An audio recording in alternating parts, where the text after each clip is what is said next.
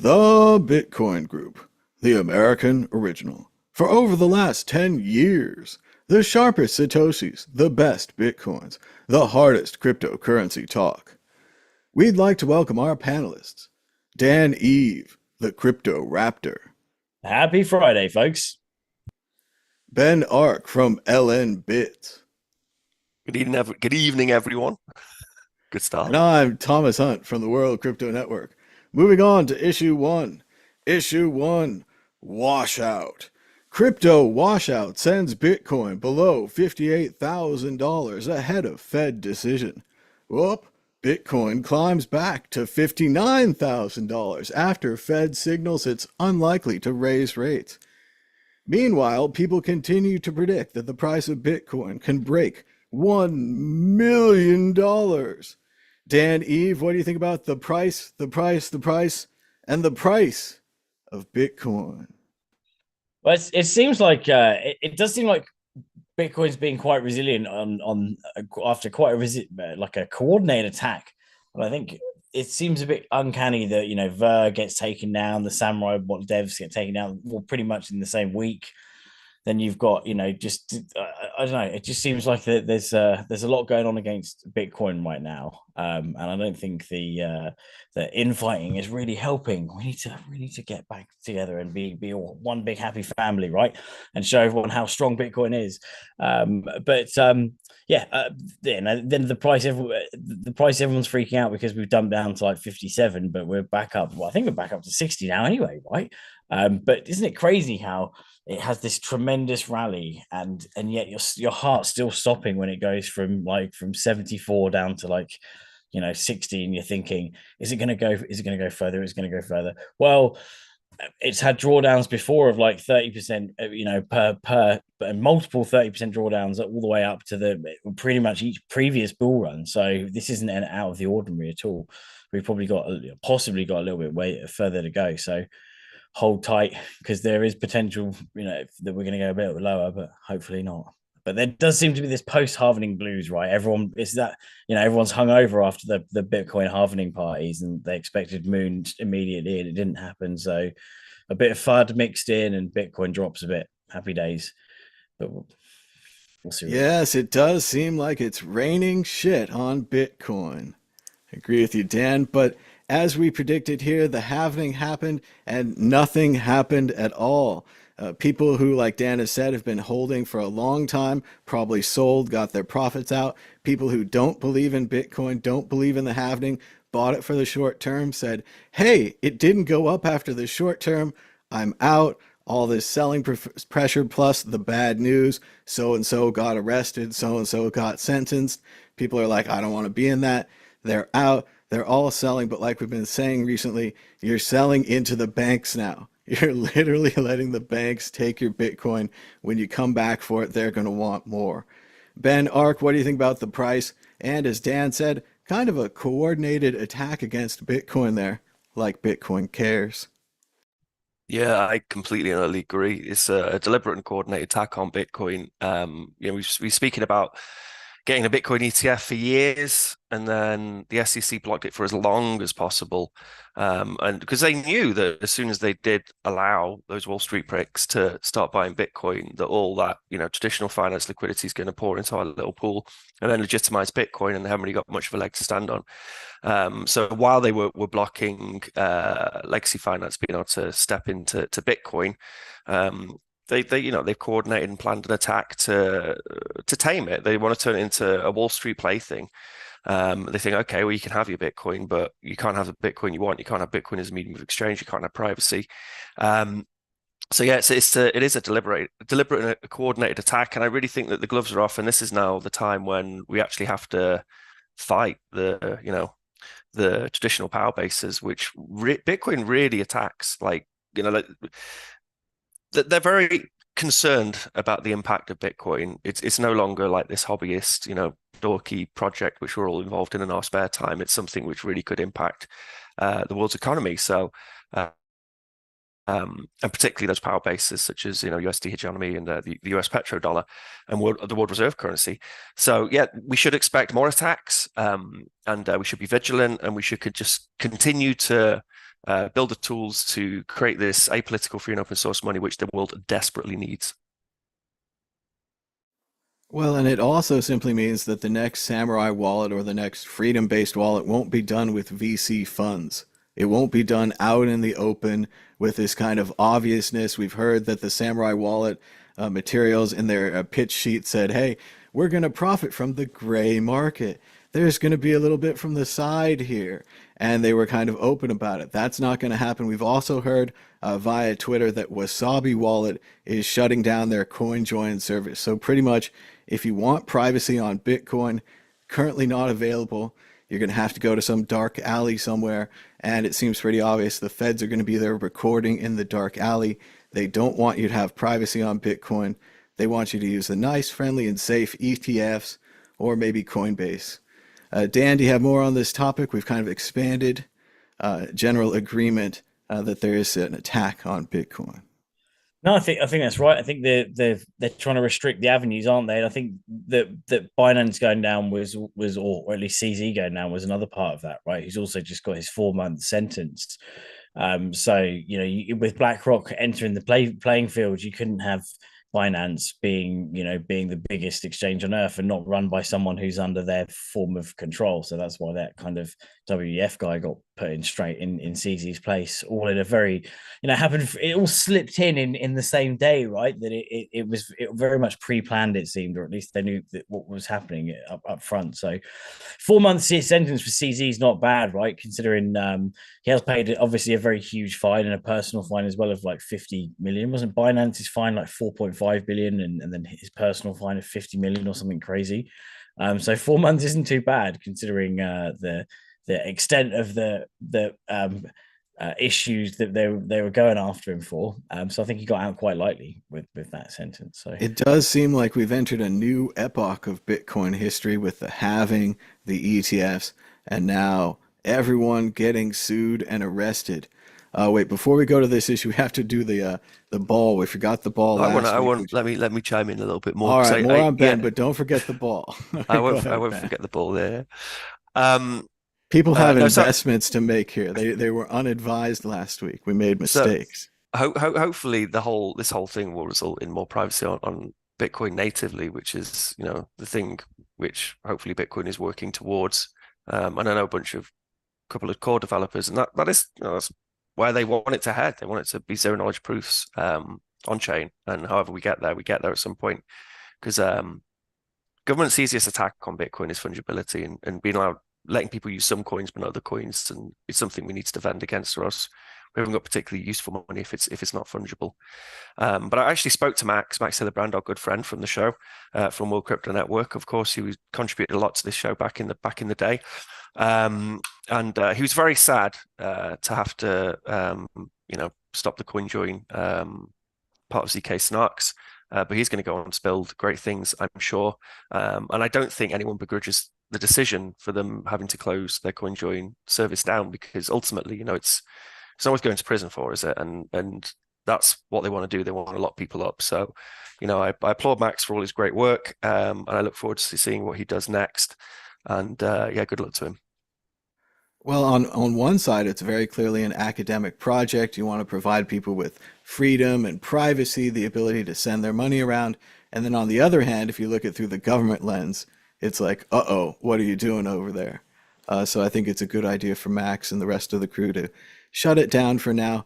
And I also wanted to say, if we had any worries or any fears, Ben, that maybe the cypherpunks were getting kicked out of Bitcoin and it was getting too corporate, I think we're going to have only cypherpunk development from now on, or perhaps a different branch of pro-corporate developers coming in to really get away from privacy, really to put some hooks in there or something. If your Bitcoin wasn't traded by an ETF, it wasn't traded by Coinbase, maybe you mark it dirty or something, some kind of coin selection Bitcoin. But what do you think? All cypherpunks from here out, anonymous names? Yeah, the tools are there. Like Max did this amazing talk because when I did the cheat code conference in Bedford, we had the hack space, and Max, God bless him, like he's such a great dude. He came along and did this amazing talk for about an hour on Wasabi and CoinJoins, and he could have. A lot of other people they sort of went off and they went to the after party, and we had quite a small because of the timing of it. We had quite a small group of people in the hack space, but Max came and did a talk. He's such a trooper, man. He's such a but this is what I'm noticing more and more, that like those Bitcoiners who've been around for a while, we're all singing off the same hymn sheet and we all want the same thing. And some of them may have to go dark, but they're still going to carry on building. And they're just going to use the tool set we have to be able to provide these services in a way which government can't crack down on. So it'll be good ultimately. Now, what do you think, Ben? Counterfactual history here. Should we have worked on privacy first instead of scaling?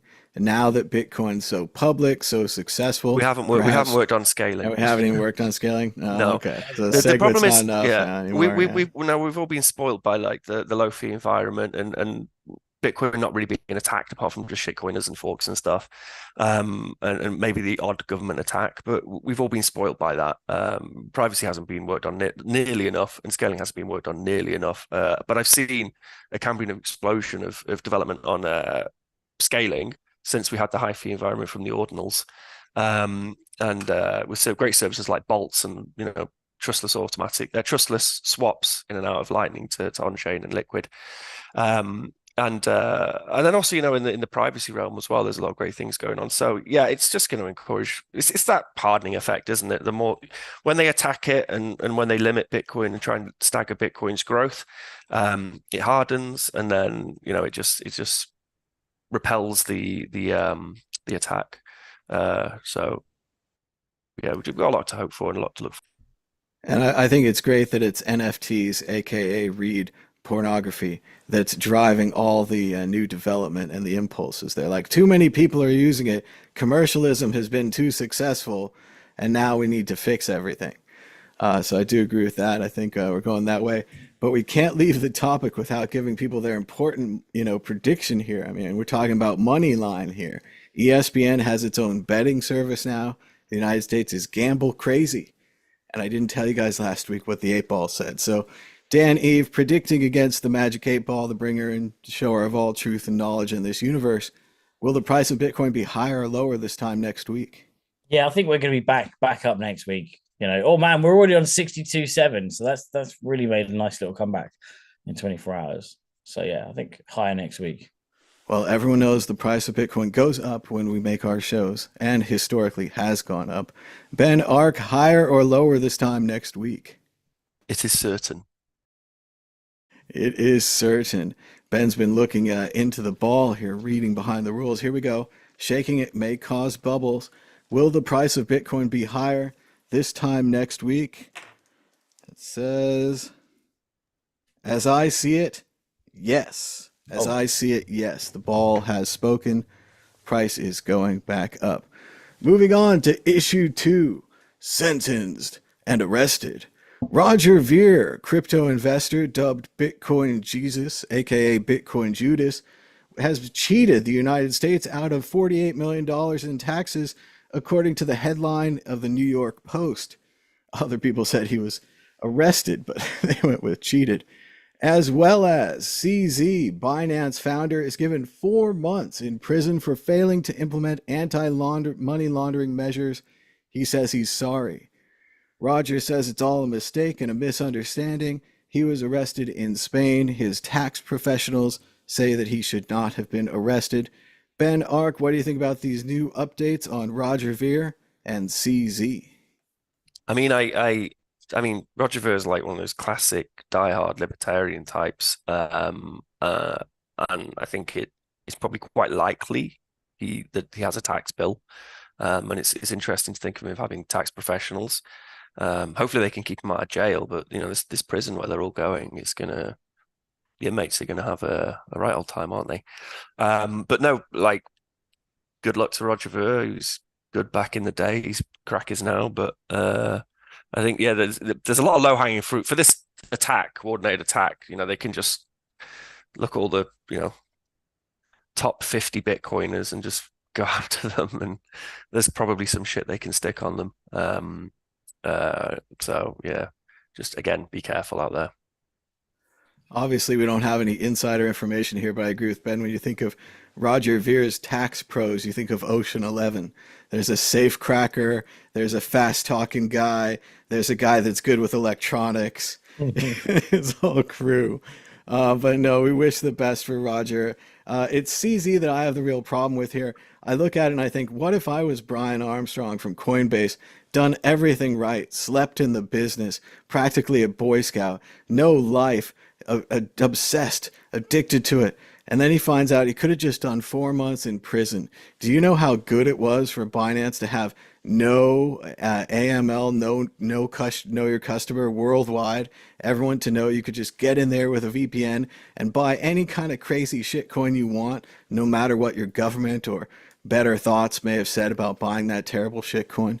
Binance, CZ, only 4 months. Dan, Eve, what do you think about CZ and Roger Ver, both in trouble with the law this week? So with Roger Ver, that seems like they're dragging out the past, right? Because wasn't this from like 9 years ago? It was the 2013, 2014 tax season, and also didn't he paid the like severance, right, for to become a not become a US citizen anymore, renounce his US citizenship. But they're saying that he undervalued the Bitcoin at the time. When and his argument for Well, that, it is worth noting, Dan, that in case people haven't heard, and this is very strange yeah, and probably should be changed, but in the United States, they basically believe that they own you as a citizen. If yeah, you move to somewhere else, you pay taxes in the new place you live and you pay taxes in the United States, which does sound like an onerous double tax bill. They don't care. If you want to leave like Roger Ver did, and we don't know any details about this, we're certainly not involved in Roger Ver's finances, but from public accounts, he went to St. Kitts in a small island somewhere. He paid them some money, and then he renounced his citizenship. But like I say, they own you. So in order to get out, you have to pay 10 years of taxes in advance based upon, I believe, your average previous taxes. And he probably had some big payments. I think this case might be about his businesses that owned 131,000 Bitcoin or more. But yes, in case you hadn't heard, the United States government owns you. And if you want to leave, it's 10 years up front. And yes, that sounds crazy, but that's unfortunately true. So He should have sorry, stayed Dan. in Japan because they don't extradite people, and I kind of thought that's probably why he was in Japan. So the arrow's just going to Spain. He should have stayed in Japan. It sounds Sorry. like he might have been traveling in Spain for vacation or maybe for business. I'm not sure why he was there, but yeah, good point, Ben. Oh, Dan, what happened to your audio?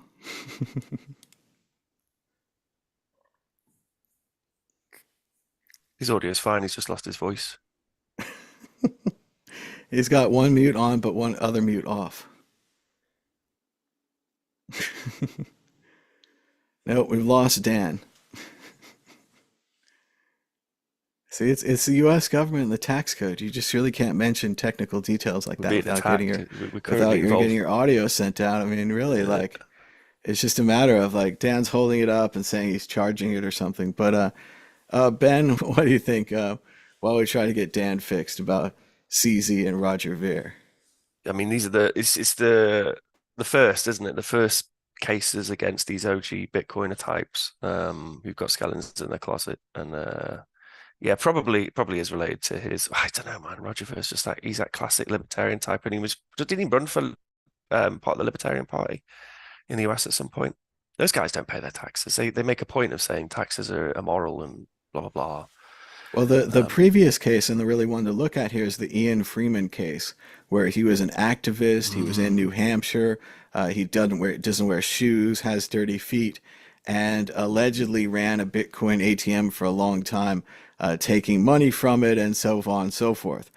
He's in real trouble. A lot of the OGs are in real trouble. Charlie Shrem, remember, famously worked with the feds, and the Fed said, "While you're working with us, we'd like to bust you for the same thing that we're investigating." Dan, are you back with us? yeah. Sorry about that. Yeah, so apparently he was also getting subsidies from US companies that he should have been declaring. So that's apparently the bottom sort of reading was part of the reason why they've got him. But it's a crazy thing that they own you for so long, right? You've got to pay this dual tax thing is just insane, and even having to pay the tax on unrealized gains as well. You know, to half the assets that you've accumulated, the gain on half the gain on the assets you've accumulated is just insane. So what I think their argument was that the valuation was too low that Roger Ver gave, but he said, well, if I had to sell all the Bitcoin in one go, you know, that would have been half of 110 million. It's 55 million, which would have killed the market. So you wouldn't have got that valuation at the time. So that argument you can kind of see standing, but some of the other stuff, it sounds like he was a bit naughty, and it's not going to help his case that he was, because he's such a hardcore libertarian, that he has posted quite a few things about being anti-tax. So, you know, if you're kind of being publicly anti-tax and then you know, in this situation, it's not looking great for him. Well, and that's the same thing I felt about the Ian Freeman situation, where you worry for these guys. They complain, and you say, well, if you're complaining this much about taxes, I sure hope you're paying them, right? Because the guys who are into that kind of thing are certainly going to look at your taxes and be after you and so forth. But yes, it's sad to see Roger fall into this trap. And as for CZ, I think he'll be all right. He seems to land on his feet. Exit question: who would you rather be, Roger Ver or CZ? Dan Eve, go ahead. Who would I rather be right now? Well, I think I'd rather be CZ, because he's got 4 months that we don't know what Roger Ver is going to be slapped with. But he's also in Spain. He's going to be extradited. Obviously, you know, the last person who the US government was after in Spain obviously was McAfee. So yeah, let's hope it doesn't end as bad as that. Ben Ark, Roger Ver or CZ? It's a really hard question. I think CZ, just because the shorter time stint, but I kind of hope that Roger Ver will have like a bit of a, if he does go to prison, he'll have a bit of a spirit journey, and he'll, you know, have a long time to think on his own, and he'll think, wait there, maybe I'm wrong, maybe, you know, Bitcoin Cash is stupid, and I should just go back to Bitcoin and get back on side when I leave prison. And so yeah, so hopefully it'll be like a cathartic experience for him if he does go in the clink. But I mean, obviously, of course, I hope he doesn't go in the clink. To be honest, his best bet is probably just to run back to Japan. It is interesting, all this Roger Ver talk coming around the same time that Roger has just released a book. I haven't gotten a chance to take a look at it, but I do think, Ben, he continues to fight the Bitcoin Cash war and say he did nothing wrong and that kind of thing in the book. So it is bad timing. I think I agree with Dan. I'd rather be CZ, although he was so close to the door. The U.S. government almost let him back to Dubai or UAE or wherever he's hiding out. He could have gotten away with it all. It's not very mastermindy to end up in jail, even if it is going to be a short 4 months and probably a very safe and expensive country club jail for CZ. We'll see how it goes. Again, I think the real victim here, Brian Armstrong, does everything right. Still doing really good with Coinbase. We'll talk about it later. But CZ, 4 months. I'm sure Brian is calculating how much money Coinbase could have gone if they've gone rogue and let anybody use their service all over the world with the head start that they had, so on and so forth. Maybe it was better to be a pirate, Brian. Maybe you should have been a pirate. Moving on. Fulmo at Fulmo Lightning asks, which Bitcoin podcast that is still actively recording new episodes is the oldest Bitcoin podcast to your knowledge? Worldwide, but regional would be interesting as well. And we all know the answer to that. The World Crypto Network, and especially the Bitcoin Group, the show you're watching right now, is probably the oldest, longest running, continuing Bitcoin podcast. And check out worldcryptonetwork.com by DJ Booth, where we've got a Bitcoin show for every day of the year, including Leap Day. Moving on to issue 3. Issue 3, Morgan Stanley files to expand Bitcoin ETF access to 12 funds. Yes, Morgan Stanley, the American multinational investment bank, has filed a submission with the United States Securities and Exchange Commission to permit the exposing of Bitcoin ETFs to about a dozen of its investment funds. This way, their clients who invest in the investment funds will also get to invest in Bitcoin. Ben Ark, what do you think about Morgan Stanley, not a friend of Bitcoin, suddenly a friend of Bitcoin? It's such a weird dichotomy which we've suddenly found ourselves in, where we've been wanting all these big ETFs to join Bitcoin and traditional finance to recognize Bitcoin, as an asset, and now they've come in and they're probably just going to try and control it. And there's all these coordinated attacks against privacy, and Bitcoin is a medium of exchange. So it's odd because you have the FUD of that, as Bitcoiners know that Bitcoin's being attacked, and then in the same regard, you've got all this money coming into Bitcoin. But I mean, they can't not, like, their customers will ask for it, and they'll have to do what their customers want. And now they can have ETFs; they're going to have ETFs. But like you say, like it's when they have interest in Bitcoin, and they want to keep it as a controllable sort of store of value, which isn't going to be blacklisted or attacked by governments because they've got ETF money in it. I think it's something none of us really predicted. We just kind of looked forward to an ETF happening quite naively, thinking that people would realize all of Bitcoin's value proposals and enjoy them as much as we do, whereas in reality they're like sailor types. They just want a store of value and it to be some boring Wall Street plaything, which we all know it's not destined to become. But yeah, so it's a funny one seeing these articles come out for these ETFs. Well, we did predict it here, Ben, and I've already predicted the Bitcoiners will turn against Bitcoin and then come back to Bitcoin again later, just like that other famous story that's in the Bible. But it is kind of funny, Ben. It's like, thanks for all the work you did. We'll take it from here. It's that scene in the movies where the FBI comes in and they take it from the local cop, and they're like, you did a great job setting up this case. All the work you did, telling everyone about the currency and everything. We've got it now. They come with like their own troop of Bitcoiners as well. Like there's a whole bunch of Sailor fanboys and in the social media who are I'll say something like perhaps someone like Sailor should actually contribute to some of these free and open source projects, which is the value of the asset which he's investing in is based upon. Like it's the pursuit of free and open source apolitical medium of exchange, which has given Bitcoin value and made it a store of value. And then people defend him and said, "Oh, he doesn't need to do that. He's contributing enough just by buying up all this Bitcoin." And who you to say to what Bitcoin is? It's just weird that there's this whole troop of new Bitcoiners who just aren't our people. It's a funny one. Well, wasn't there a bit of controversy as well over the funding of core devs recently that Sailor was involved with? Did you hear about that? I'm not sure idea. it was legitimate, but they were worried that Sailor was against the funding of core devs. But I think what Ben and I would probably find most interesting about that is a whole crew of people showed up and said, "Of course you shouldn't fund the core devs. What are you, some kind of socialist jerk? Like, we should take everything that they've made and make more money off it because we are the capitalists and we're here for the capital. We don't give a crap about the foundations of what built this, or if we need those in the future, especially we do." But yeah, don't you think that's it, Ben? They just classic. Bitcoin, but it's the idea of ossification. Like they don't want Bitcoin to change. And that's the thing which Sailor's been shilling. But Bitcoin it's always been a work in progress. Like it's a gazillion times better than it was, and we no longer have to tell people that it's probably going to implode in on itself. Like it's pretty reliable now, but well, and it's already been very hard to change. It's been very hard to change. But if it truly became ossification, whatever, I'm going to say it wrong, if it became a bone, right? If it turned into bone, the security problems alone, we can't be thinking that way.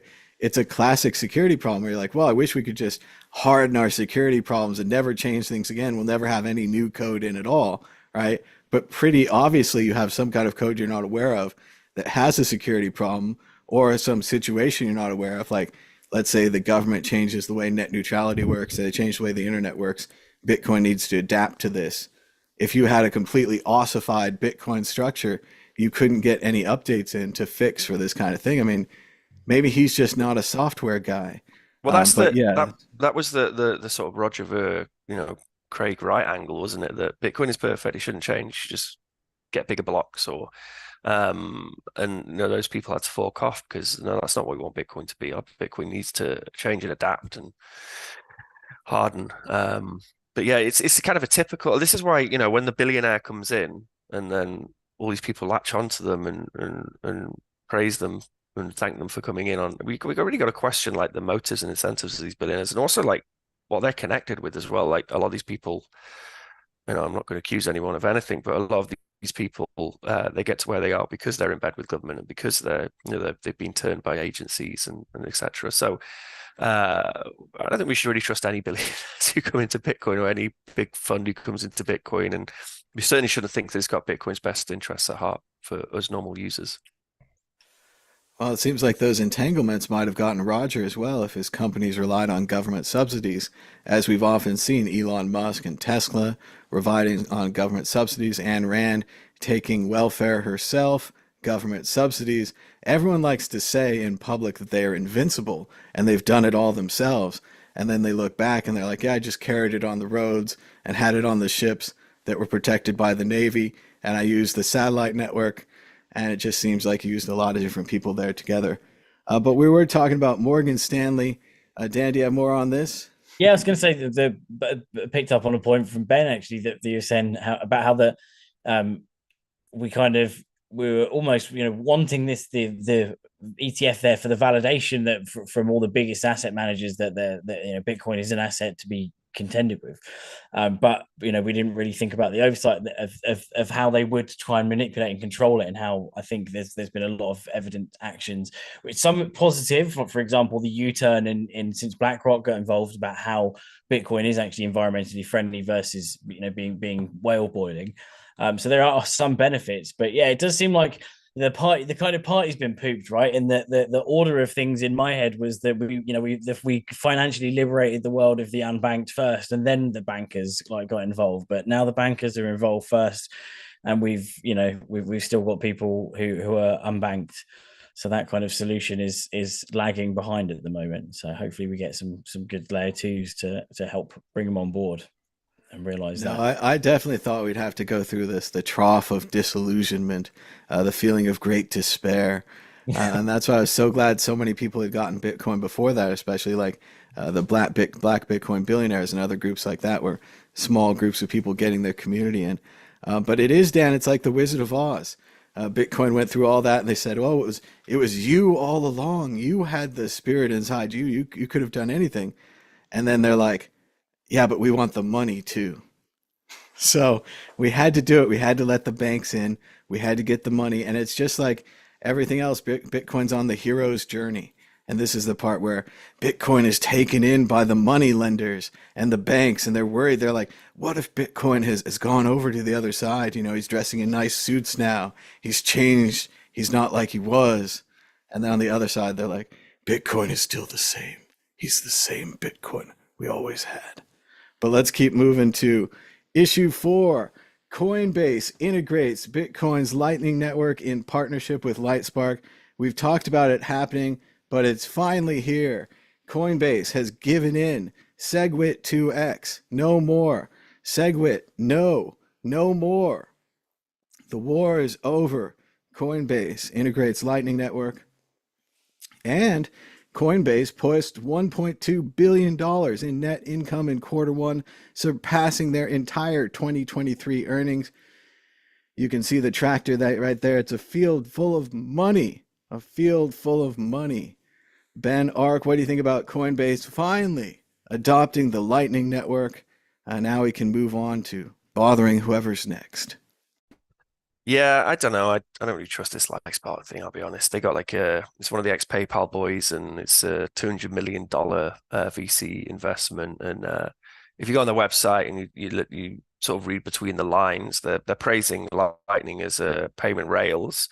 But Bitcoin is kind of almost an afterthought. So I think sometimes that we see shitcoins as the testnet for Bitcoin functions, and I think quite often they're seeing Bitcoin as a testnet for their fiat shit. And they've got this partnership with Coinbase, but I guess it's good that Coinbase have starting to accept Lightning, but a bunch of other exchanges have already done it, like Kraken, and they've done it properly off their own backs, and they've got their own nodes, and they're not relying on this extra party. And I just don't trust Lightspark. I mean, I think the reason I don't trust them really is because they're like a dead corporate version of LM Bits, which is a thing we work on. So I kind of get annoyed at the fact that they've raised $200 million, but so maybe I'm just butthurt over that. But the PayPal boys, Peter Thiel, Musk, whoever the Lightspark dude is, don't trust them. It does seem like putting it through another box where you could say, hey, we'll take 10% of this and we'll take 10% of that. And people say, why is the Lightning Network so expensive on Coinbase? And it could be because they're passing it through someone else's system and maybe they're having their own database and they can track all the users. I don't know. I don't have any evidence on this, but no, it does sound bad. Like you said, Ben, it would be much better if they had it in-house like Kraken did. Dan, Eve, what do you think? Coinbase, they've got the earnings, they've got the Lightning Network, kind of. Yeah, well, it's good. It seems it's good that they've got it implemented, but it does seem weird that they went through a third party. And there was that tweet that Brian Armstrong did a few years back, or a year or so, saying how the reason why they're implementing Lightning or they're taking so long is because it's very challenging to implement, which we all know isn't actually that challenging to implement. Because I've worked on projects that have done it within a week. So I'm not sure why they needed a third party, especially one as like Ben said, that they picked one that's so kind of heavily over for kind of VC funded when they could have gone for something that's a bit more like roots, grassroots sort of movement. And pick someone, pick some of the core developers up who've been working on things like that, rather than actually going for a kind of big VC backed company. But they're doing good, with the start of the bull run. We've had the halvening now, so things are starting to pick up. They're probably going to do pretty good over the next couple of years, especially as we have probably another shitcoin explosion. And not just that, but they're also, their revenue from base, their new chain, right? That's a big revenue spinner on its own.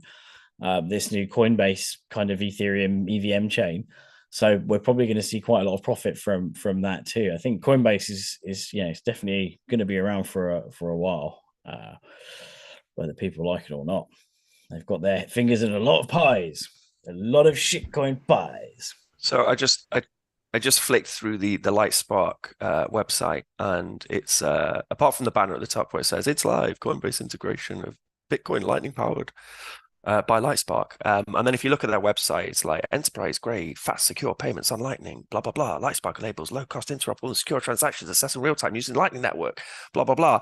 And then it's not till you scroll right down the bottom there, right down about the Lightning Network. And then Bitcoin's mentioned once on their entire website. So yeah, don't trust them.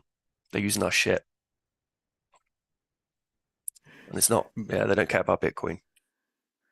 Ben's made up his mind, but I was going to say, what else could we expect from Brian? He's a .com startup guy. He'd use a .com startup to get them Lightning. But it would have been better to do it in-house. Does make sense. Probably still butthurt from the war. Moving on to issue 5, bonus issue. Oliver Koblenetz writes on Twitter, I'm actually losing brain cells listening to Michael Saylor at this conference. Let's put everything on the blockchain. I want to put my home on the blockchain, my ID too. It's the future. And they have a picture of a Saylor wearing kind of a Vitalik-esque t-shirt here. And then we've got this from Fred Kruger at Kruger writes, Saylor MSTR using slightly modified approaches ordinals to store identity on Bitcoin. Makes sense. Don't hate on ordinals. Lots of applications for Bitcoin and a data layer. And I don't know if you guys have heard, I don't follow Michael Saylor that closely, but yes, the great hero has fallen to the earth. They worshipped and they worshipped and they blew the balloon up. And now the balloon has come back down. Saylor and MicroStrategy have some kind of an identity-based system for Bitcoin. They want to mark all the ordinals and mark all the Satoshis and track your identity. And nobody seems to like it except MicroStrategy, who would make lots of money. Dan, Eve, what do you think about the heroes of Bitcoin, how we keep building them up and tearing them down with MicroStrategy and Michael Saylor just being the most recent? Nobody knows anything yet about El Salvador and the big, heavy briefcase. Well, that wasn't on my bingo card for 2024, right? MicroStrategy coming up with some kind of ordinal / inscription product, and then going down the hole. We need to put IDs and stuff on the block. We need everything on the blockchain. It was like straight back to 2017. Yo, like we're gonna put grapes on the blockchain. We're gonna put wine on the blockchain so that you can see which grape the vine came from via the blockchain, and all these crazy things they're putting on the blockchain. So it does seem like it kind of seems quite reminiscent of a 2017 ICO type pitch to a certain extent. Obviously, it's using Bitcoin, which is slightly different. It's got obviously got a few people's backs up who are saying that Bitcoin is pure money, because Saylor was one of the kind of Bitcoin is pure money crowd, right? Now he's saying that we can use it for the chain for data. So he's cursed the sacred blockchain, blasphemed against the sacred, the synchronomity of whatever it is of the blockchain space. So yeah, it's going to kick off another interesting discussion, right, as to whether Bitcoin should be just purely money, or we should be using Bitcoin as the protocol as for data and other, all sorts of other messaging as well. So time stamping and whatever.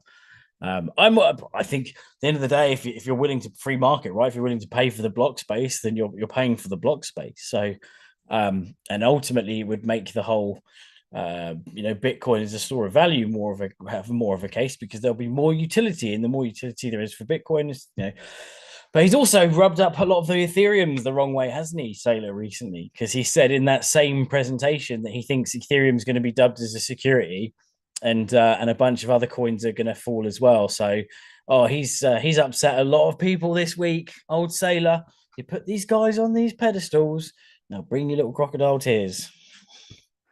It has been exciting. It's great to watch. Ben Ark, what do you think about Michael Saylor and his new project to mark all the Satoshis? Yeah, Sailors, Christ, what a surprise. And all those people, like when I went to those conferences and Saylor would rock up, like in Madeira, and they're all cheering.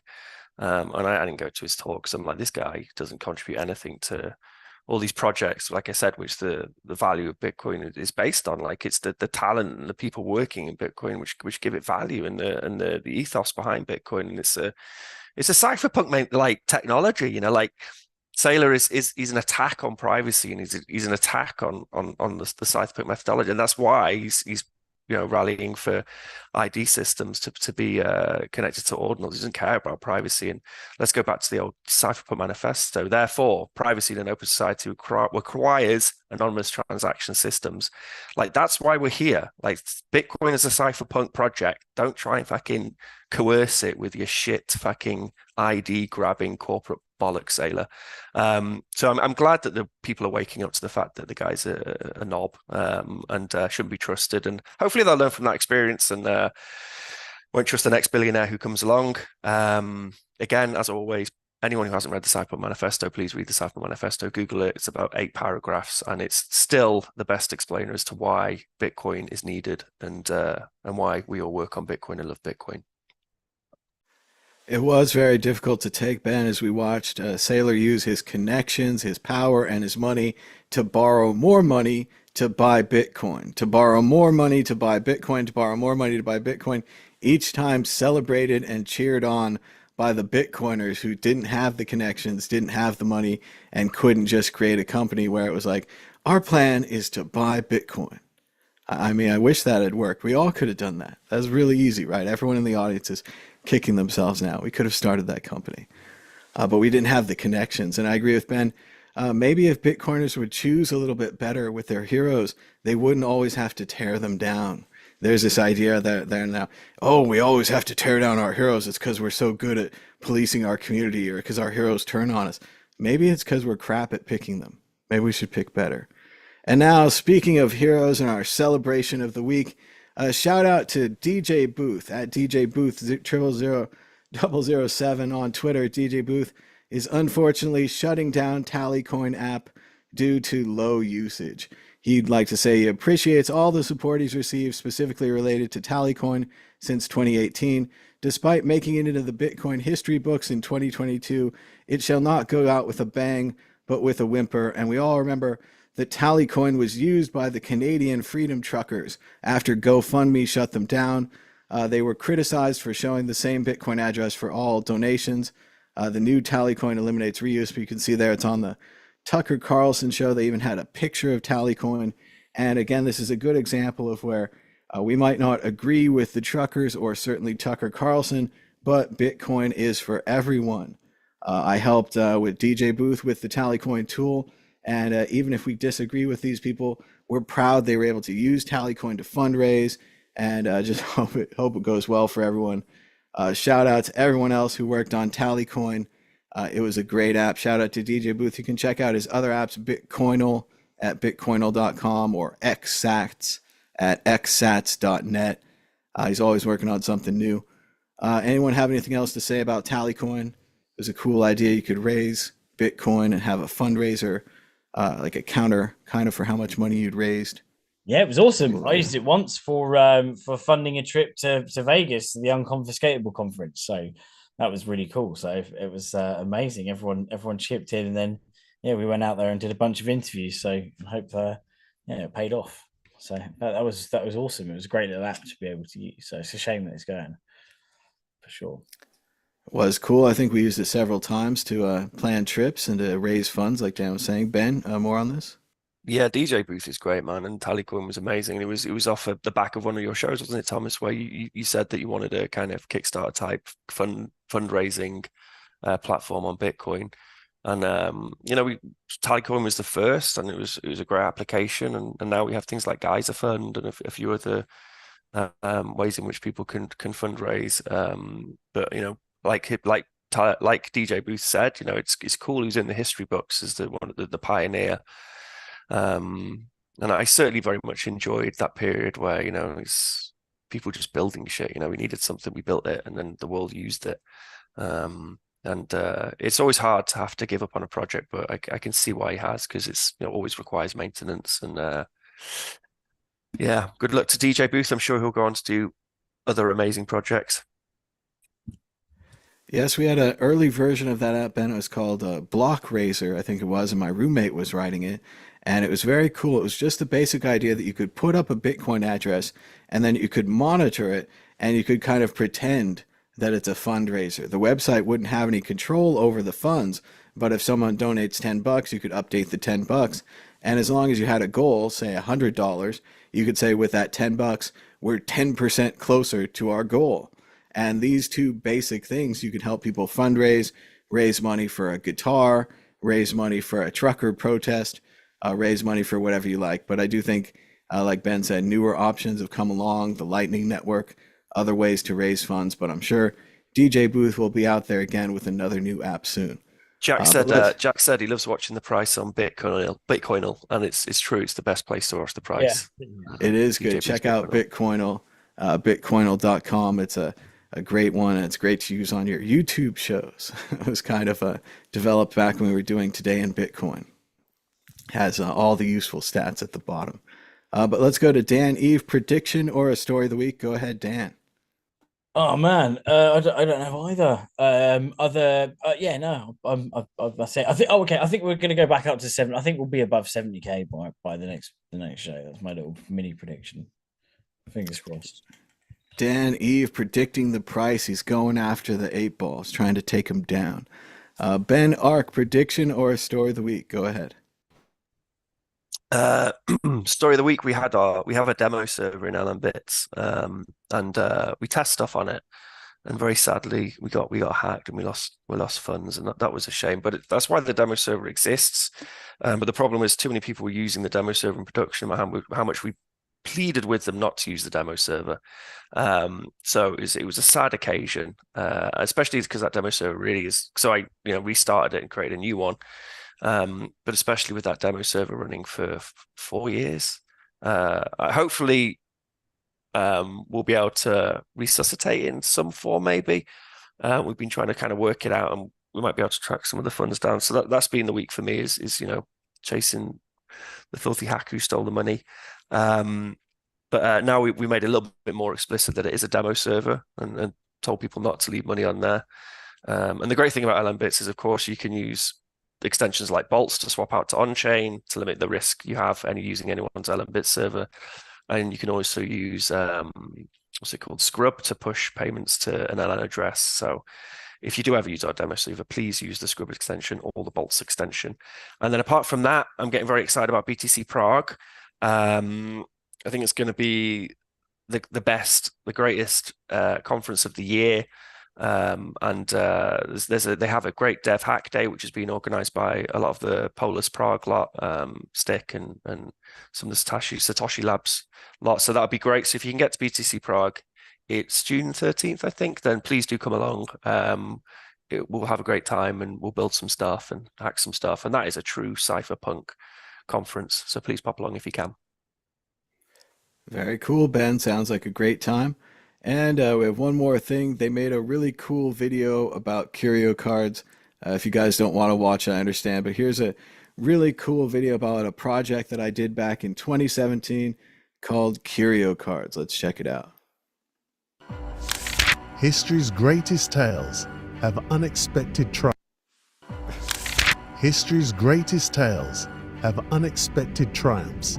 A historic NFT collection on sale at Christie's today. A set of curio cards, digital collectibles. To falter, then fade away into oblivion. Forgotten, like ancient art made by some nameless soul. And then be found again, resurrected and hailed on the art world's ultimate stage. That's the greatest form of comeback. That's the greatest history. That's the Curio Cards tale. It was written on the blockchain, May 9th, 2017.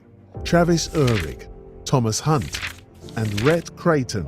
The community, the marketing, the development came together in San Francisco and made the first art show on Ethereum.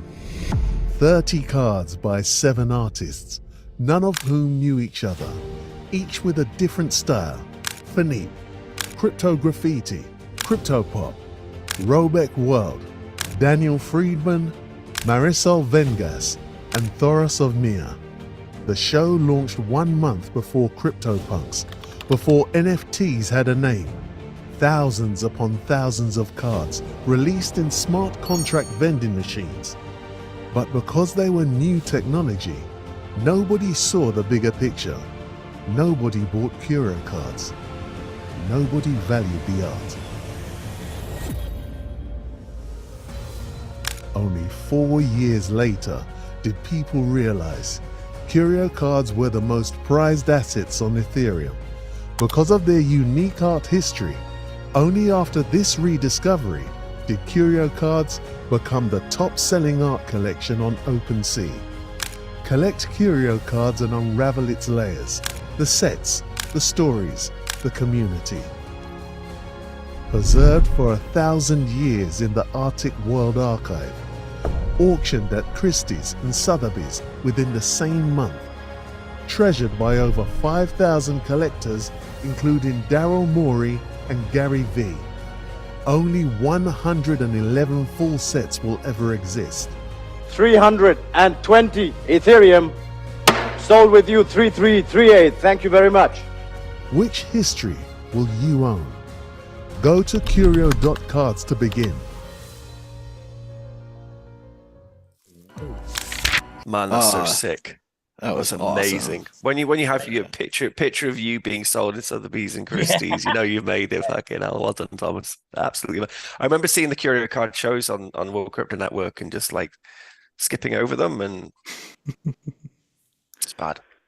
Well, that's what we had a chat one time, and Jesse from Kraken was in the chat, and they were like, "Yeah, did you know about Thomas's project?" And he's like, "Yeah, I heard about Thomas's startup, but I didn't think it would be worth $1 billion." It's like, yeah, I agree, man. No one thought that. So, no, it's really cool to have that video, and it explains it so succinctly. And so many crazy things happened to the project, like it being left there for 4 years with no interest at all, and then the sudden takeoff of interest. So it's been really cool, and it's really rewarding. It's great that they made that video. That was by the Curio DAO, so kind of a Curio Card supporter group, and I think they did a really good job. Got a lot of good stuff in there, and I'm glad they had everyone's names as well. So, but we've talked. Go ahead, Dan. Sorry. No, that's really cool. It's amazing to see that collection. You're actually pictured in that collection as well. That it's just really weird to see it. It's cool, man. Yeah, it is strange. I got a couple of NFT history type books, kind of art history books they've made, and the Tashin one on NFTs.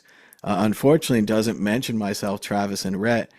But like you say, it does have my picture, and thanks to kind of our foresight, Travis and Rhett's picture as well, because we're all drawn as the cartoon characters. So that turned out really well for us. They can't exclude us. We're everywhere. So, that's nice. But yeah, it's really cool, and it's great to be included. And also, we were included in the NFT yearbook. So check And that one out. that really is why this show is the best, isn't it? Because throughout the whole of Bitcoin's history, there's just been such innovation. Show, man, like the Tallycoin thing, and like curio cards, and all the other, I can't even think. Well, and pro tip as well. We had Chris Ellis joined us for the halvening show at the very end. If you guys go to the end, you can see Chris. And we worked on a project. This was on the original Bitcoin layer, but it was an automatic tipping tool where every website you go to that had a Bitcoin address embedded in the header or the footer, it would time how long you went there. And then based on an allowance, it would tip you like $10 a week, and it would cut up $1 to that person, $1 to that person.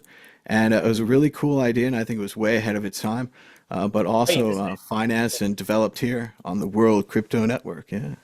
Oh, well, isn't that Brave, right? That's essentially Brave token, like the attention. Yeah, we were out before Brave. Yeah. So a lot of things we look at that and we wonder, did Brave look at our interface and have some good ideas? It's back and forth. But yeah, guys can check out Pro Tip. It's still out there, and the code's there even on GitHub. You can make your own version with the Lightning Network. But we're running out of time here. So thanks everybody for joining us. Be sure to give us a thumbs up down below. We want to try a new thing at the end of the show here. If you made it this far, put a surfer emoji into the chat down below or into the comments. And in general, in the comments, just mention a bunch of surfer things in case the YouTube algorithm won't let you through with just an emoji. But yeah, say like, surf's up, dude. I saw this on this other guy's video for people that make it to the end, and I thought it was kind of fun. You won't get anything. It's not a giveaway or anything, but I just thought it would be fun. So surf's up. Thanks so much for joining us. Until next time, bye.